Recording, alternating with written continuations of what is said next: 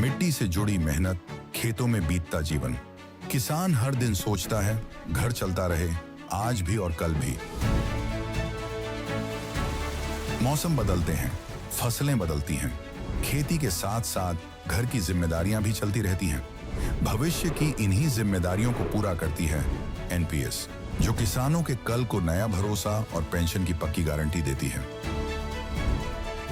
NPS Bharat सरकार के अंतर्गत पीएफआरडीए के द्वारा एक विनियमित योजना है जो किसानों के लिए बुढ़ापे में पेंशन सुनिश्चित करती है।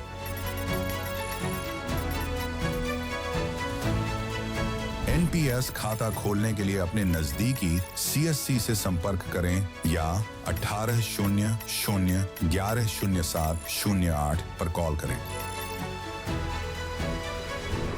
पेंशन की पक्की गारंटी के लिए एनपीएस जरूरी है। मिडिल ईस्ट में बढ़ते तनाव के बीच आने वाले वक्त में एलपीजी की किल्लत से इनकार नहीं किया जा सकता।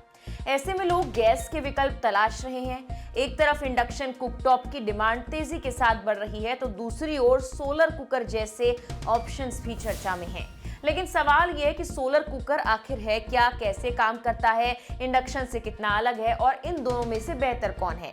चलिए इसे विस्तार से समझने की कोशिश करते हैं। सबसे पहले बात सोलर कुकर की। सोलर कुकर एक ऐसा उपकरण है जो सूरज की ऊर्जा से खाना पकाता है। इसमें ना गैस की जरूरत होती है और ना ही बिजली की, यानी ये पूरी तरह धूप पर निर्भर करता है। भारत जैसे देश में जहां साल के ज्यादातर महीनों में अच्छी धूप मिलती है, ये लंबे वक्त के लिए एक किफायती और उपयोगी विकल्प माना जाता रहा है।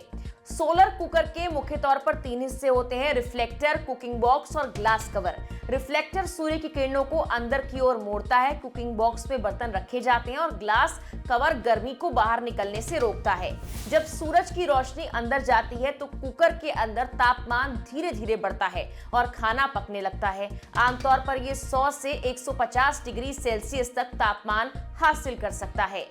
सोलर कुकर की एक खास बात यह भी है कि इसके अंदर काले रंग का इस्तेमाल किया जाता है, जिससे गर्मी ज्यादा अवशोषित होती है। कुछ उन्नत मॉडल्स में रिफ्लेक्टर सूरज की रोशनी को एक बिंदु पर फोकस कर देते हैं, जिससे तापमान और तेजी के साथ बढ़ता है और खाना जल्दी पक सकता है।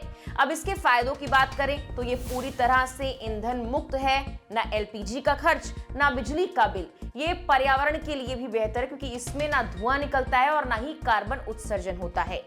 धीरे धीरे पकने की वजह से खाने के पोषक तत्व भी काफी हद तक सुरक्षित रहते हैं। इसके अलावा ये सुरक्षित भी है, ना आग का खतरा, ना गैस लीकेज की टेंशन। सोलर कुकर में दाल, चावल, सब्जी, खिचड़ी, उबले आलू, चाय जैसे कई भारतीय व्यंजन आसानी से बनाए जा सकते हैं। हालांकि इसमें खाना गैस या इंडक्शन की तुलना में थोड़ा धीमे पकता है। अब बात इसकी सीमाओं की करें तो ये पूरी तरह धूप पर निर्भर है, यानी बारिश, बादल या रात के वक्त इसका इस्तेमाल मुश्किल हो जाता है। साथ ही इसे खुली धूप में सही एंगल पर रखना पड़ता है ताकि ज्यादा से ज्यादा सूर्य की किरणें मिल पाएं। अगर इसके इस्तेमाल की बात की जाए तो इसका इस्तेमाल सिर्फ घरों तक नहीं सीमित, बल्कि इसका इस्तेमाल रेजिडेंशियल, स्कूल, बड़े किचन, होटल, अस्पताल, आश्रम, पुलिस और सेना के किचन में भी किया जा रहा है। कम्युनिटी लेवल पर इस्तेमाल करने पर यह साल भर में करीब 35 से 40 एलपीजी सिलेंडर तक की बचत कर सकता है। भारत के कई मंदिरों जैसे शिरडी साईं मंदिर में बड़े सोलर कुकिंग सिस्टम लगाए गए हैं, जहां हजारों लोगों का खाना तैयार होता है। सोलर कुकर भी कई तरह के होते हैं। सोलर बॉक्स कुकर, जिसमें धीमी आंच पर खाना बनता है। इसके अलावा पैराबोलिक कुकर की बात की जाए तो ये ज्यादा तापमान देता है और इसमें तलना भूनना भी संभव होता है।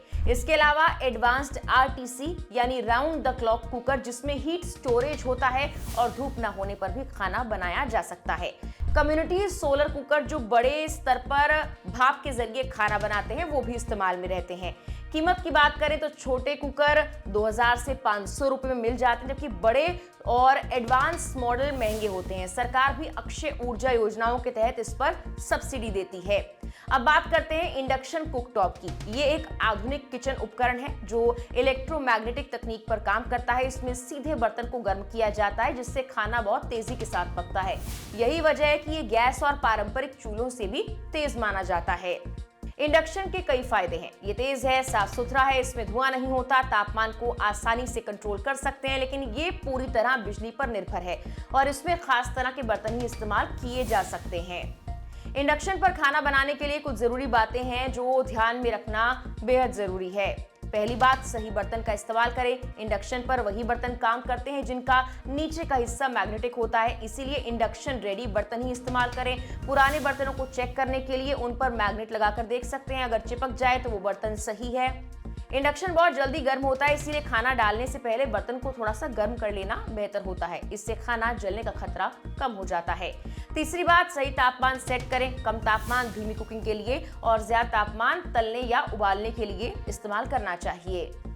अगर आप इंडक्शन खरीदने की सोच रहे हैं तो कुछ जरूरी फीचर्स का भी आपको ध्यान देना होगा, जैसे ऑटो स्लीप या auto power cut, wattage control, timer और तापमान कंट्रोल। ये फीचर्स बिजली बचाने में काफी मदद करते हैं और कुकिंग को आसान भी बनाते हैं।